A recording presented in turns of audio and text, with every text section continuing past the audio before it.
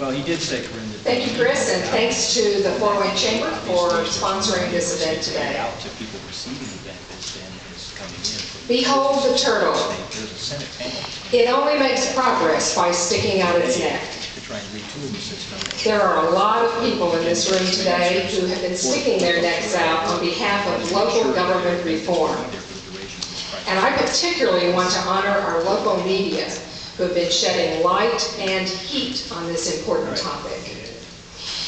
There are a lot of great people in local government, and yet there are structural flaws and abuses in the system.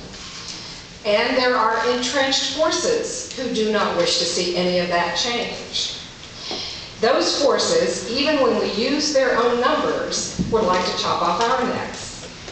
So when we point out things like that they have actually turned into the State Board of Accounts, like $2 spent in overhead to distribute $1 in quarterly, or when we dig into their payrolls and find that they are populated with a family and friends plan. Those entrenched forces, however, have underestimated us. And the fact that we will continue to snap away until local government is the best in the country. Think about that.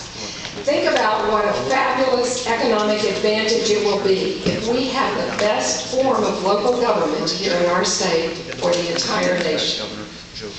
In a time where we are facing very tough economic situations, we need such an economic advantage to have high quality, highly effective local government. And that will produce for all of us a really terrific advantage when we are trying to go after a bigger piece of a smaller jobs pie. So thinking about how we become that economic magnet, it's a key strategy for all of us to have the most efficient, abuse-free local government structure in the country. Why not? And why not now? I'm Marilyn Moran-Townsend. I'm the co-chair of the Local Government Efficiency Study Committee. My co-chairman was not able to be with us today. Linda Buskirk had to be out of town. She also sends her wishes and strong support of the program that we have today. And I also serve as the CEO of CBC Communications, where I work to feed my civic habit. I want to thank mysmartgov.org for making this event possible today. And I'd like to acknowledge all of the dignitaries who are here. However, if we did that by name, we would spend the entire time doing so because we have so many fabulous leaders with us today. A couple of housekeeping items. You should have 3x5 blank cards on your seats. Those are for you to include questions that will be addressed by our presenters today. So please write out your questions and then send them to the center aisle, and they'll be collected for our Q&A time. You should also have a letter. We hope that you will sign it by the end of the day. I'll have some more information about that a little later. And now to introduce our presenters.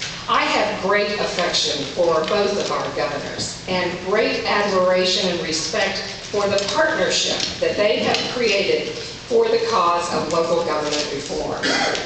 Our 49th governor has earned national recognition and honors for his ability to reform and transform state government. I am always proud when I travel the country and I hear from friends and strangers alike how much admiration and respect they have for my man Mitch. Please welcome Governor Mitch Daniels.